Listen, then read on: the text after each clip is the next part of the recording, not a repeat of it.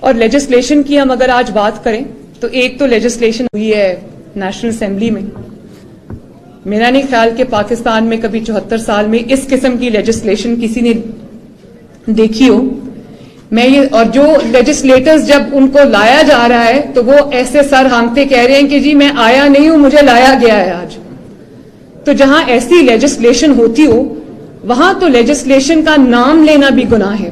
اور آج میں اس فورم کے تھرو PFUJ کی موجودگی میں یہ بات تمام اپوزیشن سے کہنا چاہتی ہوں کہ بھلے پارلیمنٹ جو قانون بنا دیتی ہے وہ تبدیل نہیں کیا جا سکتا, اس کو پارلیمنٹ خود تبدیل کرتی ہے, لیکن جب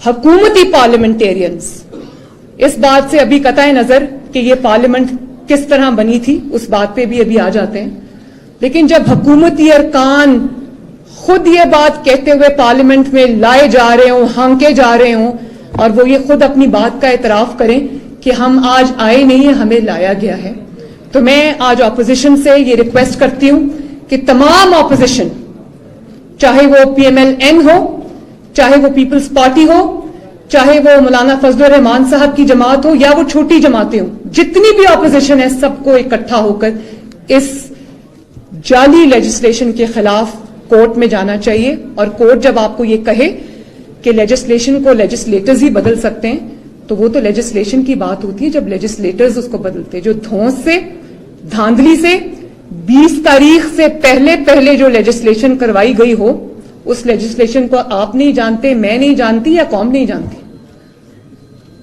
کیونکہ جنرل فیض صاحب نے 20 تاریخ کو ایگزٹ کر جانا ہے, جگہ چھوڑ جانی ہے. اس لیے جو لیجسلیشن کرنی ہے, جو خرابی کرنی ہے, جو تباہی کرنی ہے, جو بربادی کرنی ہے, جو اپنے آپ کو بچانے کی کوشش کرنی ہے, وہ ان کے جانے سے پہلے کی جائے. تو میں یہ کہہ دینا چاہتی ہوں سب کے سامنے, کسی خوف کے بغیر میں سامنے کھڑی ہو کے یہ بات کہہ رہی ہوں کہ یہ آج جنرل فیض نے اپنی چارج شیٹ میں ایک بہت بڑے اور گناہ کا اضافہ کر لیا ہے.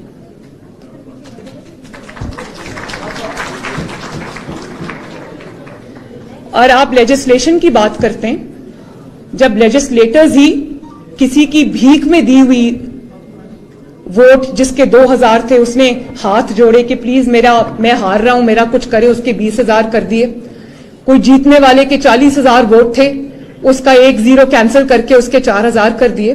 جب اس طرح سے بھیک میں لیجسلیٹرز سیٹس لے کر MNAs کی, MPAs کی, جب حکومتی رکن میں ارکان کی بات کر رہی ہوں, جب وہ اس طرح سے آئیں گے ان سے آپ کیا لیجسلیشن کی توقع رکھیں گے؟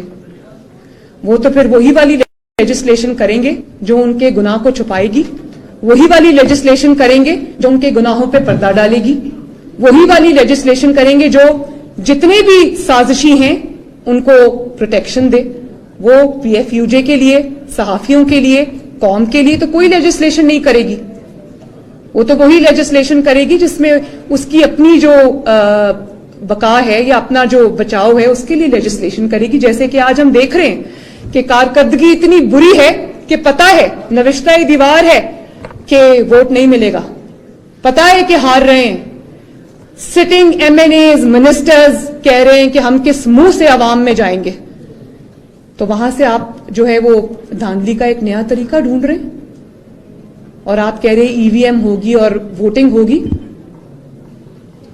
مجھے سمندر پار پاکستانیوں کا بہت احترام ہے, اور میں سمجھتی ہوں کہ وہ ملک کی جو معیشت ہوتی ہے اس میں ریڑھ کی ہڈی کی حیثیت رکھتے ہیں, محنت سے کما کے ملک میں پیسے واپس بھیجتے ہیں, ملک کی جو اکانومی ہے اس کا بہت بڑا حصہ ہے وہ. لیکن میں ان سے یہ درخواست کروں گی کہ ایک دفعہ ووٹ کا حق لینے سے پہلے 22 کروڑ پاکستانیوں کے حالات دیکھنے پاکستان میں آ کر. اور جہاں پر لیجسلیشن صحافیوں کو سبق سکھانے کے لیے کی جاتی ہو, اوپوننٹس کو سبق سکھانے کے لیے کی جاتی ہو, سچ بولنے والے ججز کو, آئین اور قانون پہ چلنے والے ججز کو سزا دینے کے لیے لیجسلیشن کی جاتی ہو, تو وہاں سے میں کس لیجسلیشن کی توقع رکھوں؟ وہاں میں اگر اس وقت آپ کا ساتھ دینا بھی چاہوں تو میں کیا ساتھ دے سکتی ہوں سوائے اس کے کہ میں آپ کو یہ کہوں کہ میں آپ کے ساتھ ہوں.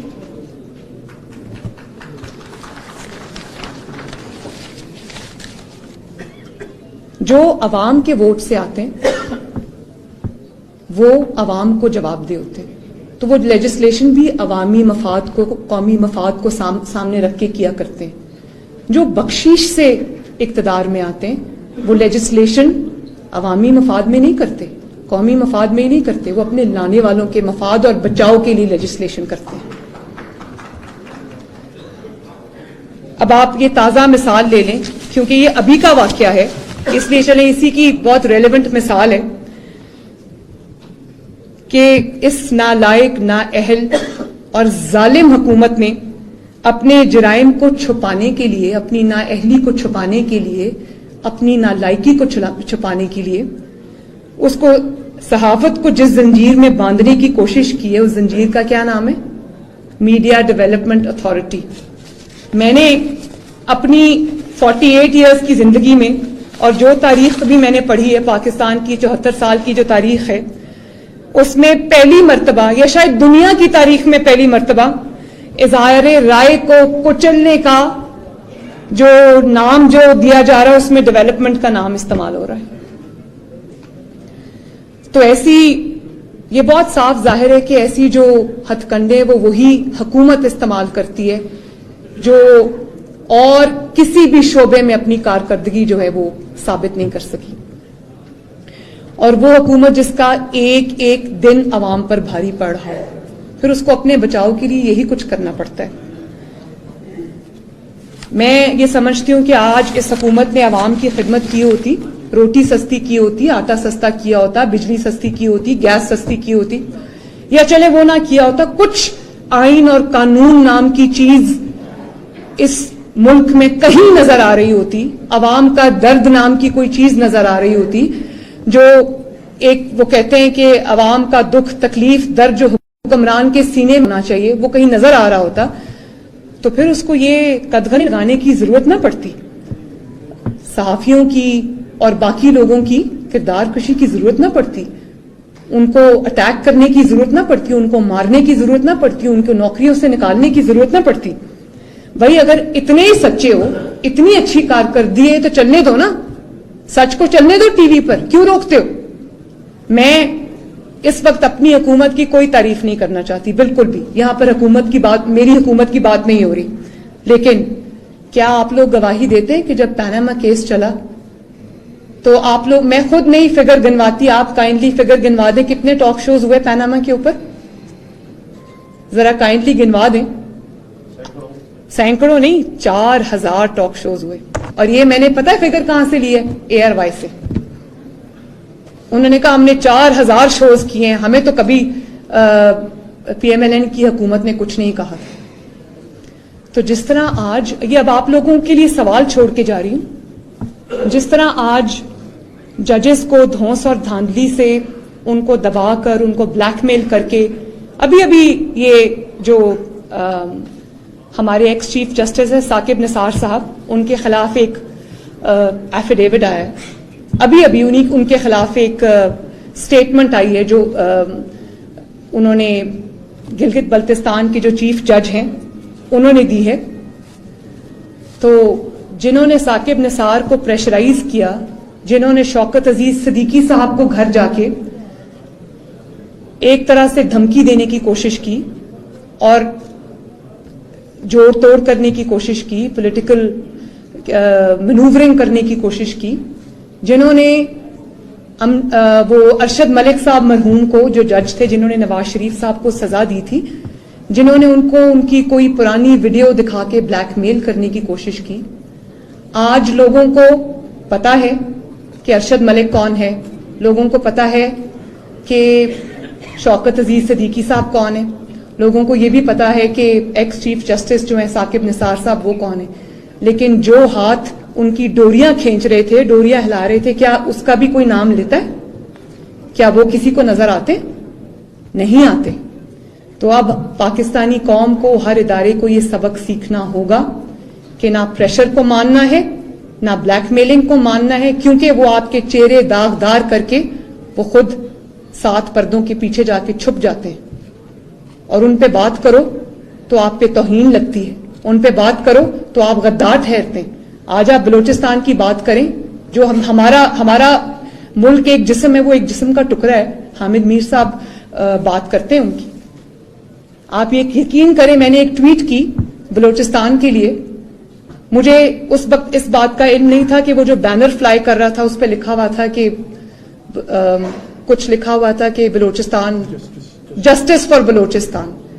تو مجھے نہیں پتا تھا کہ اس بینر کے پیچھے کیا کہانی ہے یا اس کو کس سے جوڑا جا رہا تھا. میں نے بلوچستان کے لیے آواز اٹھائی کیونکہ میں نے بلوچستان میں جا کے دیکھا کہ کس طرح وہاں پر لوگوں کے گلے کٹتے ہیں تو ان کو انصاف نہیں ملتا. میں جانتی ہوں, میں ان 2 بہنوں سے ملی جنہوں نے مجھے کہا کہ مریم آپا ہم, وہ 2 بہنیں تھیں شاید, ایک 18 سال کی تھی ایک 19 سال کی تھی. اس نے کہا کہ یہ ہمارے جتنے بھی گھر کے مرد ہیں یہ سب کے لاشیں پڑی ہیں, ان کے گلے کٹے, اور اب ہمارے خاندان کے اندر کوئی ایسا مرد نہیں بچا جو ان لاشوں کو کندھا دے سکے. میں نے خود دیکھا. اور آج جو مسنگ پرسنز کی بات کرے, جو بلوچستان کے حق کی بات کرے, اس کو آپ غدار قرار دیں, آپ اس پہ ڈان لیکس لگاتے ہیں, آپ اس کو انڈین ایجنٹ قرار دیتے ہیں. مجھے یہ بتائیں کہ کیا پاکستان کا رہنے والا کوئی شخص جو پاکستان سے پیار کرتا ہے جب وہ بلوچستان کی بات کرتا ہے تو وہ غداری کرتا ہے؟ مجھے وہ ٹویٹ ڈیلیٹ کرنی پڑی. میں کبھی اس کو ڈیلیٹ نہیں کرنا چاہتی تھی, لیکن کیونکہ اس کو کہا جاتا ہے کہ انڈین پروپیگینڈا ہے, انڈین پروپیگینڈا ہے, اس لیے مجھے وہ ٹویٹ ڈیلیٹ کرنی پڑی. کیونکہ میں ہر چیز کا الزام برداشت کر سکتی ہوں. میں نے اپنے اوپر چوری کا الزام برداشت کیا, میں نے اپنے اوپر جھوٹ بولنے کا الزام برداشت کیا, مجھے اتنی تکلیف نہیں ہوئی. لیکن جب آپ مجھے انڈیا کا ایجنٹ کہیں گے تو مجھے یہاں تکلیف ہوتی ہے. اور آپ دیکھیں کہ مجھ جیسی شخص کو, جو اللہ تعالیٰ کے سوا کسی سے نہیں ڈرتی, یا تھوڑا بہت شاید نواز شریف صاحب سے ڈرتی ہوں, اور میں کسی سے نہیں ڈرتی, مجھے وہ ٹویٹ ڈیلیٹ کرنی پڑی کیونکہ بلوچستان کے لیے بات کرنے والے کو انڈین ایجنٹ کہتے ہیں. اگر میں مان بھی لوں کہ وہ انڈیا کا پروپیگینڈا ہے تو آپ نے انڈیا کو وہ پروپیگینڈا کرنے کا موقع کیوں دیا؟ کیوں حالات کو اس نہج پر پہنچنے دیا کہ بلوچستان کی آواز کو انڈیا کی آواز کہا جائے؟ اور جب آج ہم یہ بات کرتے ہیں تو ہم غدار ہیں, حامد میر صاحب غدار ہیں. تو مجھے تو سمجھ نہیں آتی کہ یہ ملک کس طرح ٹھیک ہوگا, کس طرح آگے بڑھے گا. یہ دے دیں مجھے پلیز, تھینک یو. اور میں یہ بھی پوچھنا چاہتی ہوں آپ سب سے کہ کیا یہ پکڑ لیں کہ کیا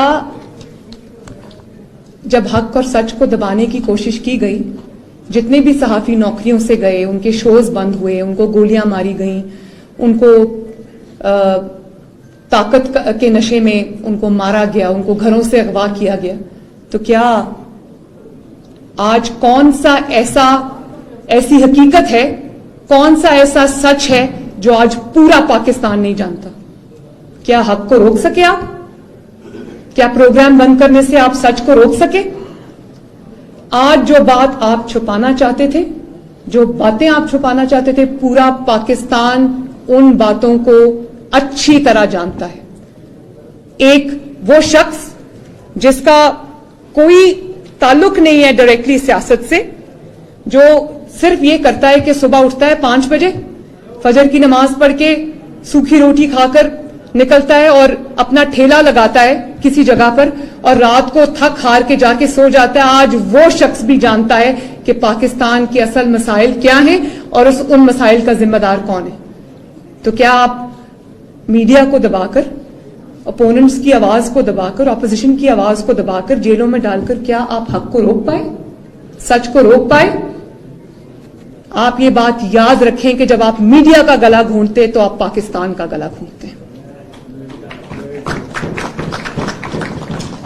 اور جتنی پابندیاں, ڈکٹیٹرشپ تو الگ بات ہے, ڈکٹیٹرشپ میں تو خیر بات ہی کچھ اور ہوتی ہے, لیکن ڈکٹیٹرشپ نہ ہوتے ہوئے جتنے برے وقت سے آج پاکستان گزر رہا ہے, صحافی گزر رہے ہیں, میڈیا گزر رہا ہے, میرا نہیں خیال کہ اتنی پابندیاں ڈکٹیٹرشپ کے علاوہ کبھی لگی ہوں گی, اور اتنا ڈکٹیشن کبھی ٹی وی چینلز کو, اینکرز کو, صحافیوں کو آئی ہوں گی کہ فلاں کا نام کیوں لیا ہے.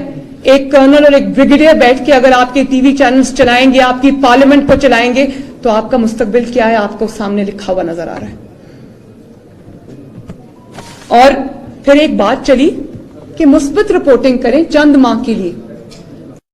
تو میں پوچھنا چاہتی ہوں اپنے سارے صحافی برادری سے جو یہاں بیٹھے ہوئے ہیں کہ کیا مثبت رپورٹنگ کریں گے آپ یہ کہیں گے کہ چینی جو ہے وہ 150 روپے کلو نہیں ہے 30 روپے کلو ہے, جس مرضی دکان سے جا کے لے. کیا یہ مثبت رپورٹنگ ہے؟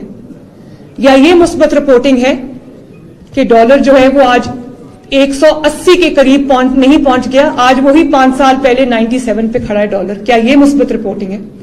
کیا آپ سے یہ توقع کی جاتی ہے؟ یا آپ یہ کہیں کہ جی پیٹرول ڈیزل بالکل مہنگا نہیں ہوا اور بہت سستا ہے, اور وہ تیل کی دھاریں دیکھیں مفت مل رہی ہیں, جائیں جا کے لے لیں. یا آپ مثبت رپورٹنگ یہ کریں گے کہ 50 لاکھ گھر جن کا وعدہ کیا گیا تھا, یہ چابیاں پڑی ہیں, جس کا دل کرتا ہے 50 لاکھ گھروں میں سے گھر کی چابی اٹھائے اور گھر میں داخل ہو جائے.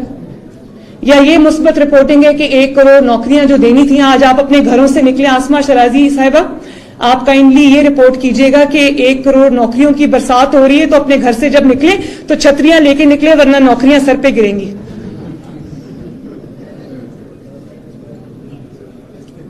تو مثبت رپورٹنگ تو پھر یہی ہے.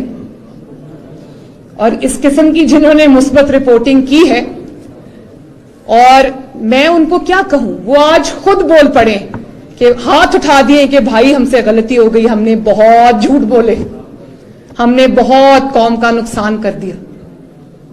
میں آپ کا احتساب کیا کروں یا قوم آپ کا احتساب کیا کرے گی؟ مجھے خوشی ہے اس بات کی کہ آپ نے خود اپنا احتساب کیا, آپ نے خود اس بات کا احساس کیا کہ آپ سے بھی غلطی ہوئی ہے. میں اب سب میڈیا کو ٹارگٹ نہیں کرتی, ایک سیکشن آف میڈیا ہے جنہوں نے رات کو دن کہا اور دن کو رات کہا. تو آج میں ان کے جب انٹرویو سنتی ہوں, آپ یقین کریں کئی دفعہ بہت سارے جملے جو میں ریوائنڈ کر کے سنتی ہوں, کیونکہ مجھے یقین نہیں آتا کہ یہ وہی شخص ہے جو ابھی 2 سال پہلے یا سال پہلے کچھ اور کہہ رہا تھا. تو ریگولیٹ میڈیا کو کیا کرنا ہے؟ میں تو میڈیا ریگولیشن میں بالکل یقین نہیں رکھتی. میڈیا, میں نے پہلے کہا کہ ایک ملک کی آزادی اگر آپ کو ناپنا ہے تو آپ یہ دیکھ لیں کہ اس کا پریس کتنا آزاد ہے. اب پریس اگر جھوٹ بولے گا بھی تو کتنا بول لے گا؟ اگر آپ کی کارکردگی اچھی ہے اور پریس بری بتا رہا ہے تو کتنا جھوٹ بول لے گا؟ بھائی جو 22 کروڑ عوام ہے ان کو نظر نہیں آ رہا؟ آج اگر آپ کہہ رہے ہیں کہ جی دنیا بھر میں مہنگائی ہے, جی پاکستان میں تو مہنگائی ہے ہی نہیں, میڈیا جو بھی یہ کہے, جتنا بھی کہے, 22 کروڑ عوام جب آٹا خریدنے, چینی خریدنے, پیٹرول خریدنے, ڈیزل خریدنے جاتے تو ان کو بھلا نہیں پتا کہ کیا پرائسز ہیں اور مہنگائی کتنی آگے بڑھ گئی ہے. اور پاکستان شاید وہ دنیا میں پہلا ملک ہے جس میں صبح قیمتیں کچھ اور ہوتی ہیں, یہ والی حکومت میں دوپہر کو اور ہوتی ہیں, رات کو جب سونے لگو تو اور ہوتی ہیں, اور جب اگلی صبح سو کے اٹھو تو قیمتیں اور بڑی ہوتی ہیں. پہلا ملک ہے شاید پوری دنیا کے اندر جہاں پر مہینوں کے حساب سے نہیں, ہفتوں کے حساب سے نہیں, دنوں کے حساب سے نہیں, گھنٹوں کے حساب سے مہنگائی ہوتی ہے. اور آپ لوگ جانتے ہیں, آپ نے بڑا اچھا پینٹ کیا عمران خان کو بھی اور اس کی حکومت کو بھی. آج آپ جب سڑکوں پہ مائکس لے کر جاتے ہو اور سرویز کرتے ہو, انٹرویو کرتے ہو, تو مجھے بہت سارے صحافی بھائیوں نے, بہنوں نے مجھے بتایا ہے کہ ہمیں بار بار میوٹ کرنا پڑتا ہے, بار بار بیپ کرنا پڑتا ہے, کیونکہ جس بھی انسان کے یا عوام کے آگے جب مائک کرو تو وہ پہلے گالی دیتا ہے, اس کے بعد وہ عمران خان کا نام لیتا ہے. تو کتنی مثبت رپورٹنگ آپ کر لیں گے؟ تو آسما شرازی تو یہ بھی نہیں کہہ سکتی کہ جی صرف اور صرف آئین اور قانون کو سامنے رکھ کے فیصلے ہوتے ہیں, کوئی جنتر منتر نہیں ہوتا. یہ بھی نہیں کہہ سکتے کیونکہ پوری دنیا جانتی ہے کہ ایسا ہوتا ہے. تو میں آخر میں جب انہوں نے یہ کہا کہ وے فارورڈ, میری نظر میں وے فارورڈ ایک ہی ہے, اور وہ وے فارورڈ یہ ہے کہ جب آئین شکن, قانون شکن طاقتیں, غلط کام کرنے والی ساری طاقتیں ایک پیج پہ ہو سکتی ہیں, تو جو حق کی بات کرنے والے ہیں, جو آئین کی بات کرنے والے ہیں, جو قانون کی بات کرنے والے ہیں, جو شخصی آزادیوں کی بات کرنے والے ہیں, وہ ایک پیج پہ کیوں نہیں ہو سکتے؟ اور مجھے اس بات کی بہت خوشی ہے کہ پاکستان اب خوف اور غلامی کی زنجیروں سے آزاد ہو رہا ہے. گولیاں کھانے کے باوجود, مارے کھانے کے باوجود जेल जाने के बावजूद क्या सियासतदान बाज आ गए हैं या सहाफी सच कहने से बाज आ गए हैं? मैं भी आपके सामने खड़ी हूं, आप भी मेरे सामने बैठे हैं और आज हम ये बात कर रहे हैं. अभी सुबह मैं अपनी पेशी भुगत के आई हूं, आज मैं फिर वही बात कर रही हूं. जो गोलियां खा के बैठे थे वो भी यहीं बैठे. तो मैं ये समझती हूं कि क्योंकि पाकिस्तान अब उस रास्ते पे, सच के और हक के रास्ते पे चल निकला है, सच की आवाज, हक की आवाज दबाने से नहीं दब रही, तो इस आवाज को और तवाना कीजिए और मजबूत कीजिए. हक और सच की आवाज में अपनी आवाज मिलाएं और जब पाकिस्तान में ये आवाज ताकत से ज्यादा तवाना हो गई, मैं आपको गारंटी देती हूं कि आपको इस किस्म की महाफिल का भी जो इनकाद है वो नहीं करना पड़ेगा. और न सिर्फ आपको बल्कि पाकिस्तान के 22 करोड़ अवाम को भी इंशाअल्लाह ताला उनके हकूक मिलेंगे. तो इसको जो गिरती हुई दीवार है, इसको बहुत बीटन जुमला है, ये बहुत मर्तबा इस्तेमाल होता है, लेकिन इस गिरती हुई खौफ की दीवार को, गुलामी की दीवार को आप सबको, हम सबको मिलकर आखिरी धक्का लगाना है. ठीक है ना? बाकी आपने जो बात की मेरी कि लॉन्ग मार्च आपका है और जहां जहां आपको मेरी जरूरत पड़ेगी वहां आप इंशाअल्लाह ताला मुझे, नवाज शरीफ साहब को, और मैं वादा करती हूं कि मुस्लिम लीग नून को अपने साथ पाएंगे. और कल को अगर मुस्लिम लीग नून इंशाअल्लाह ताला इक्तदार में आ भी जाती है, ये वादे मैं उस दिन भी याद रखूंगी. आप सबका बहुत बहुत शुक्रिया, बहुत शुक्रिया.